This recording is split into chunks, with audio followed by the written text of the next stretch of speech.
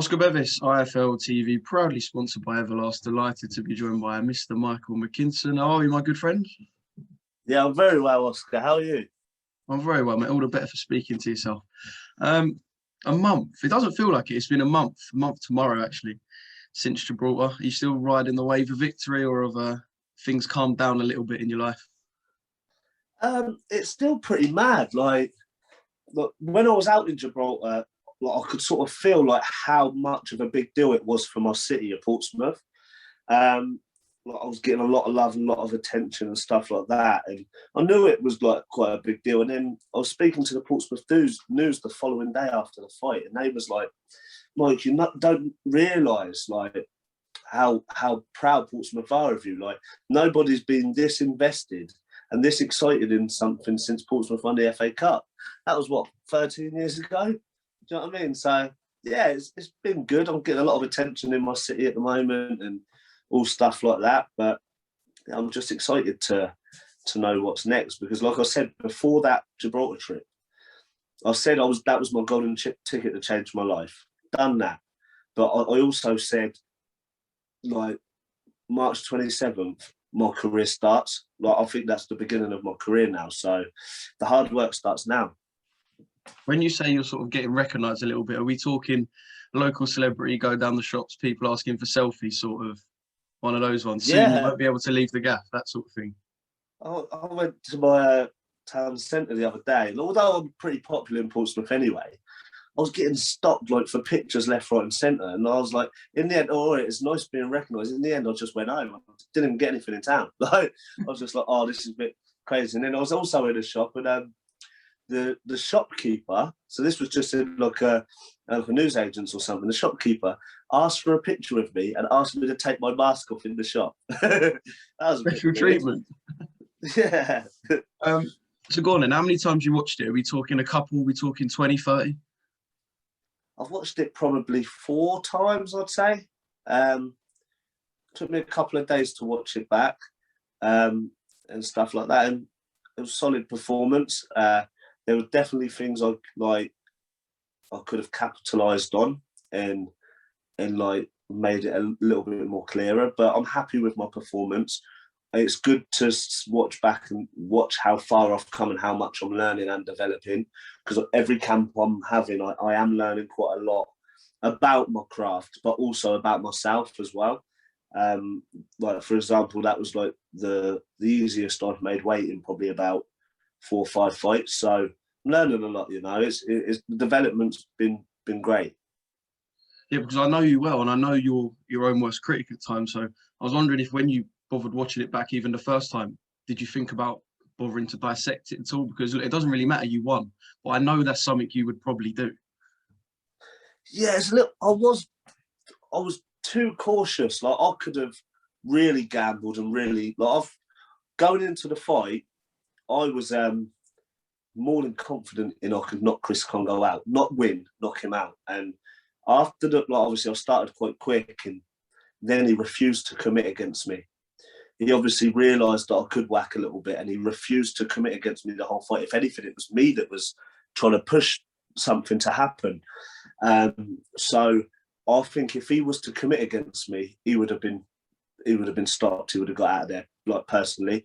But, you know, like, I would say it was one of my better performances. Like, it was quite a mature performance.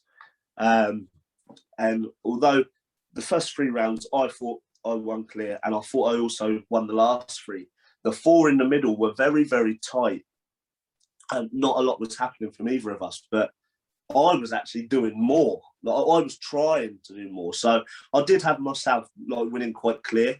I had myself winning a lot more clearer watching it on TV than in there, because in there, obviously, we know was going to a Matchroom show was the B-side. You do get a bit funny decisions over the last few months and stuff like that. So my dad was being stricter on the way he was scoring it during the fight. He was being a lot stricter, and I knew that was going to happen, but he always had me in front. And then obviously the last few rounds, and I was pushing it again and won and clear. There was no denying that I'd won. But watching it back, yeah, I thought I won quite clear. Yeah.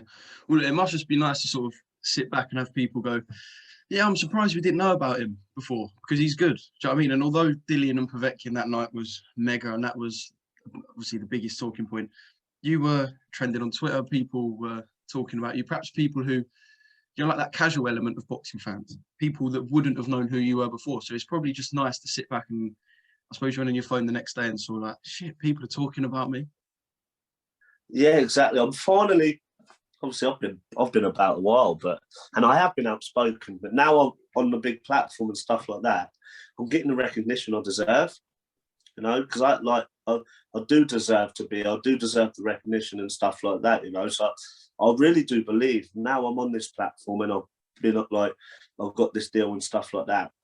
I think in the next few years I'll be a household name in boxing. Yeah. Can we have just a quick word on Chris Kongo as well? Obviously, things were intense on fight week. Nothing we hadn't seen before, but it seems like there was sort of a level of respect, afterwards, and perhaps a sort of level of respect that only a sport like boxing brings when two people go in the ring like that. Yeah, well, mine and your last interview, I had a lot of respect for him. Like that, and I was in camp to fight him. I had a lot of respect for him. I had a lot of respect for all the other lightweights out there, and I'm grateful to Dillian and Chris for giving me the opportunity because I did wait a while, did wait ages. I'm so grateful to that. Leading up to the fight, Chris was saying a lot of stuff in his interviews that I've only just started watching his interviews now. I didn't watch them at the time, but people was telling me bits and stuff. And I always thought Chris Kongo was a genuine, humble guy. And the way he came across in media before the fight was not him, I don't personally think. So I just was Mr. Nice Guy. Until fight week, it was a bit of needle. I was Mr. Nice Guy. He played the villain. After the fight, I got nothing but respect for him. He gave me my opportunity. Do you know what I mean? But I was seeing things I was watching stuff last night. I've only just got round to watching his pre-fight interviews, and he was saying stuff like, "We sparred because we had one spar 4 years before the fight, and I didn't come back the next day. I didn't ever come back from the spar, as if he'd beat me up in a spar or something. Which that was not the case. I didn't come back because I was due to fight Ryan Martin, who was shorter than me, and not Peter Crouch, who's bloody 6'2" or whatever he is. Do you know what I mean? It's just he said a lot of silly stuff in the build-up, and I felt like it might have been a bit embarrassing after I beat him. Do you know what I mean? It's crazy. It is crazy, but it's boxing, isn't it? That's how you earn the respect. I've definitely. He had. I respected him before the fight anyway. I said he was the most dangerous domestic fighter I fought in the build-up to the fight. I don't think he respected me enough. He said he was going to walk through me. I couldn't hurt him. He was going to walk through me, knock me out. If anything, I hurt him. I outboxed him, but I also outmanned him as well in there. So, yeah, it was good. That's the greatest pleasure in life is proving people wrong. And that's what I keep doing. Yeah. Yeah, and obviously I watched it because I was at the BT show, and I watched it after, and I watched it with a couple of people, and I said, this is almost like not a Michael Mckinson performance in a way. This is not, I hadn't seen this Michael Mckinson. He's actually he doesn't normally fight like this. So it was good to see perhaps another string to the bow as well. Do you know what I mean? Listen, I've said it time and time again. In the past, I'm a very good boxer. Everyone knows I'm a good boxer. Awkward and a good boxer. I've done that because I haven't really had to change the gears up or anything like that. Although I fight good people every time, I've never really been out of my comfort zone. So I always knew as soon as I get the opponent where I have to do that, I will. And I'm not a non-puncher like Oscar. I'm definitely not a non-puncher. I just haven't needed to take gambles and take risks. In the fight with Kongo, I had to push the fight on. But I'm learning to do more things and stuff like that. But I want to be known for more than he's an awkward southpaw.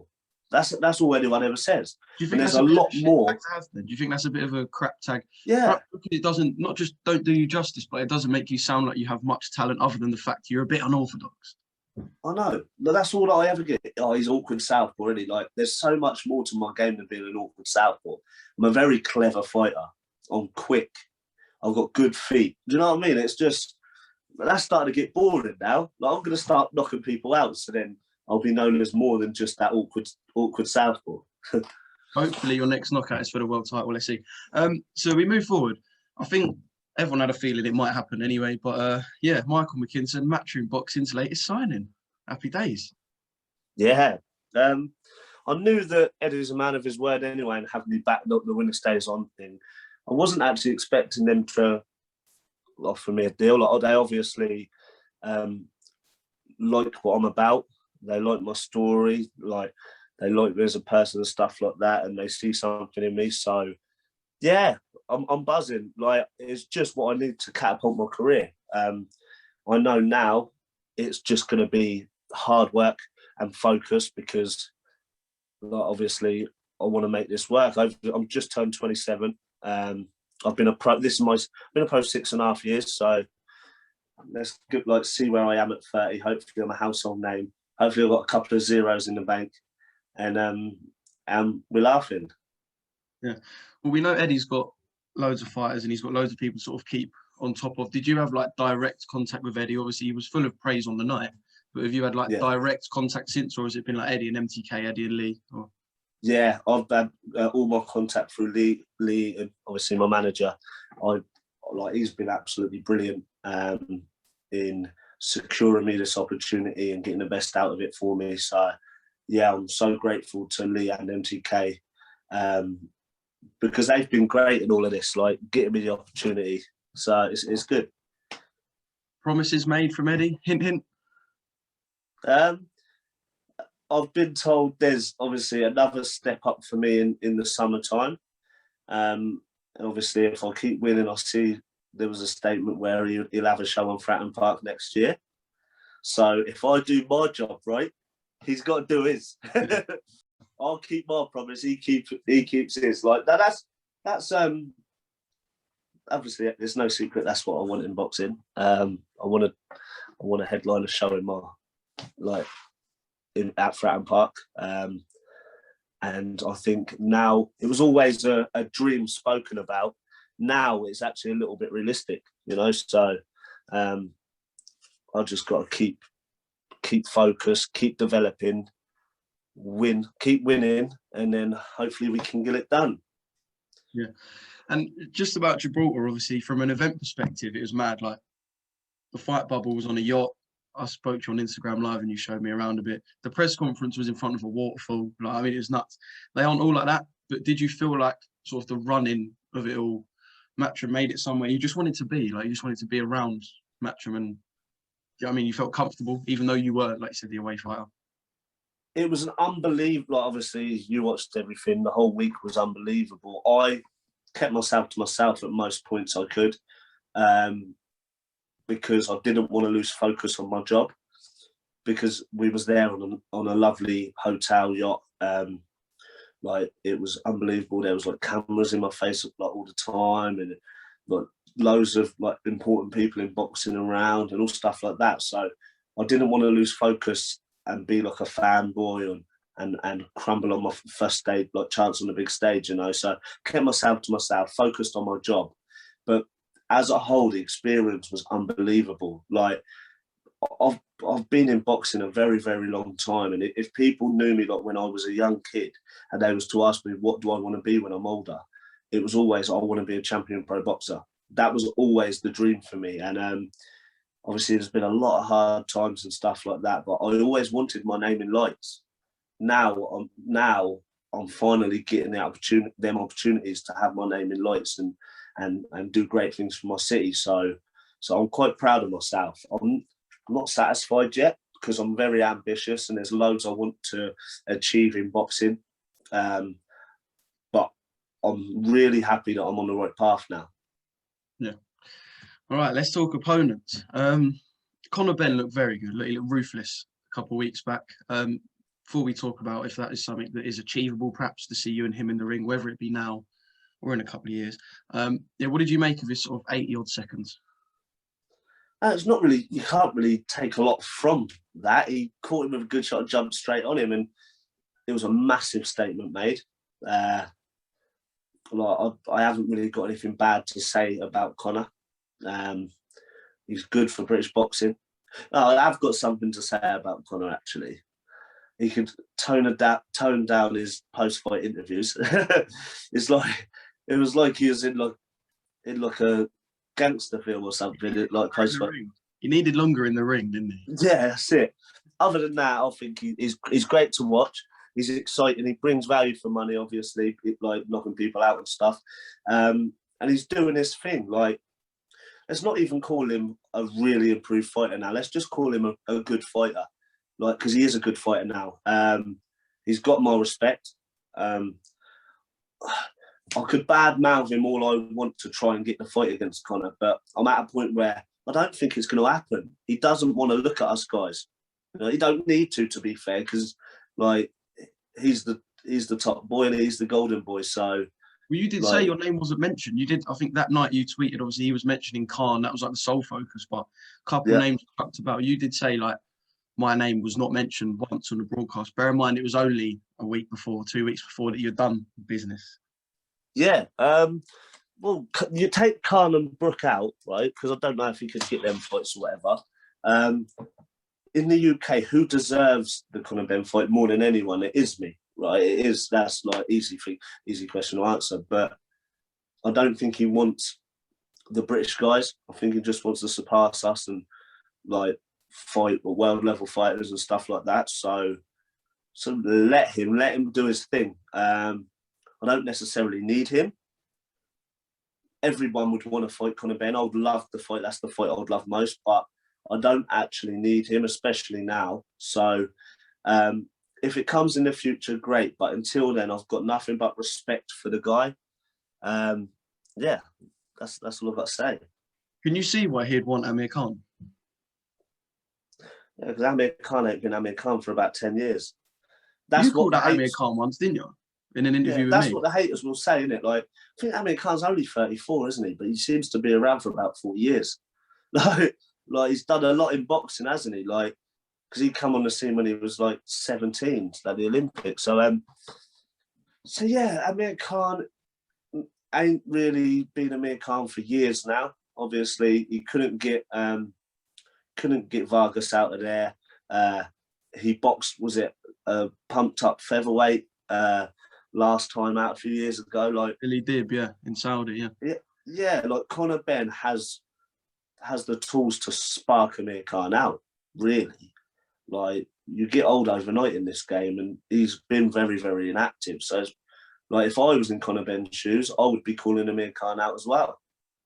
Like, do you know what I mean? I think that's perfect fight for him. But yeah, like I would love them fights. Like, and Amir Khan came out and was he say he doesn't need to fight somebody like KhanBenn, like being young and stuff like that. He was a world champion at his age. Yeah, he was. You can't really argue with Amir Khan's achievements. And if I was Amir Khan, I wouldn't fight KhanBenn. Do you know what I mean? I wouldn't need to.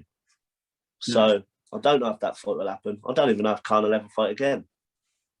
Yeah. For you, are you more interested in the name on the resume or perhaps the reward, like the title? Because we know the biggest name isn't always the biggest reward. Like you fought guys that in this country people won't know of. Good fighters, people like Veron, people like Pavko. They won't know of them, but they're good wins. But what came of them is the ranking reward. Do you know what I'm saying? Are you more interested in guys that are going to get you to that place, or having a resume where people go, he's beaten him, and him?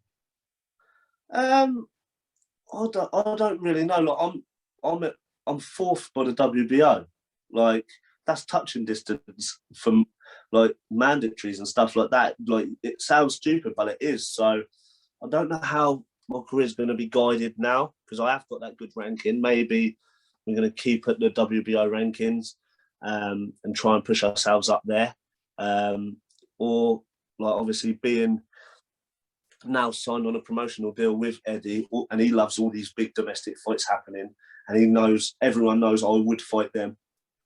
So I don't actually have an idea in my head of what could be next. Like just like you and everyone else is like excited to know what's next. I don't know.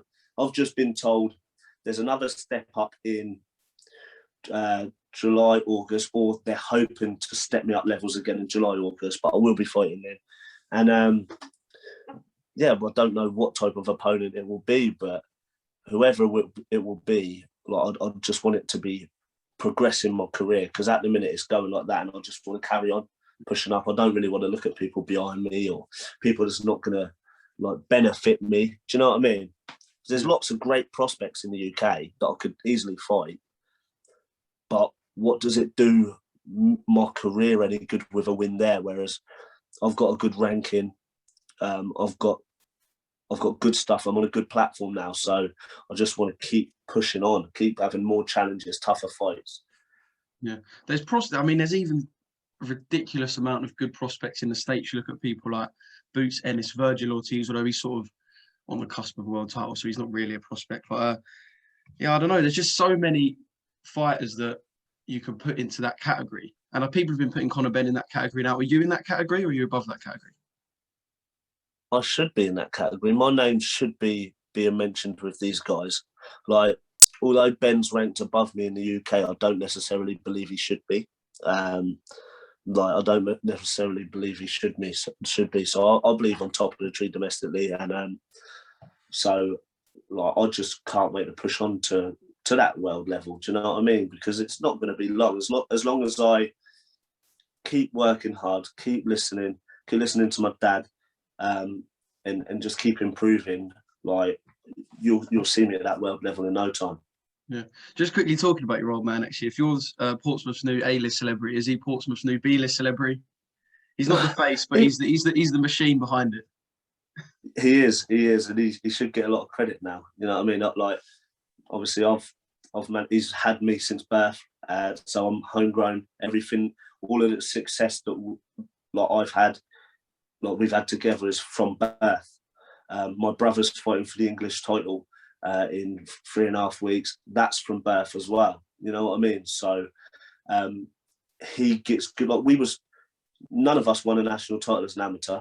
None of us boxed for England as an amateur, but we're doing good things in the pro game, and the development's been great. So my dad is a great trainer, very underestimated trainer. He should be getting a lot of praise and a lot of credit now, just like myself. So yeah, but I think you say he's a B celebrity in Portsmouth. He was always a celebrity in Portsmouth anyway. Like, I'm the B celebrity in Portsmouth. He's the A celebrity. You talk about Lucas. I'm going to speak to Lucas tomorrow, and we're going to sort of do a couple of bits in the build up to his English title fight. Do you know who I'd like to see you fight, actually? I was thinking about this last night when I said to you, do you want to jump on Zoom tomorrow? You're Dennis Ugas. What's that? You're Dennis Ugas. Yeah. I don't know why. I was looking through the rankings and thinking what would sort of be a matchup that gets the juices flowing. I just looked at Ugas and thought, yeah, that's a sexy fight. He'll come for it and you can box. Like, I don't know. That's a good fight for me. Let's hope Eddie thinks the same, because I want to be in with those type names. I do genuinely. Like, I'm not here to just be an average fighter and be a respected fighter. I'm here to do big things for my city. I'm very ambitious, you know. So yeah, like I would love the opportunity to maybe go to the States or get them type guys to be able to fight. Do you know what I mean? That's what I want. Yeah. All right, good stuff. Well, thank you very much for jumping on with me, mate, and I will speak to you very soon. Congratulations on not just the win, but the Matchroom signing. Things are going the right way, and yeah, I'm fucking pleased for you, mate. I'm pleased. So yeah, you know what it is, like, success isn't given whatsoever, and I've earned it the hard way to be here, so it's even better. Like, my story's a great story, and like it feels good to finally be in the position that I deserve to be in. So for now, it's just about keep pushing on, keep achieving more, keep getting better, keep learning, and who knows where we'll be. And even Pompey won at the weekend. The end is near. You're saying that like it's a surprise. Mate, hopefully we can get some good results at the end of the season and get a playoff spot. Like, fingers crossed. Could be a good year for your place, couldn't it? It could be. And then next year, I'd love to be able to fight on Fratton Park, or like in the future, like not too distant future. Like, it's possible. We've definitely got good talent in Portsmouth. I'm the only one really flying the flag for Portsmouth at the moment, but obviously my brother's just about to do good things for the city. And there's always going to probably be a fight there in the future, a show there in the future. But I want it in my career. I want to be the one that's headlining. Do you know what I mean? So that is the goal. That's the mission.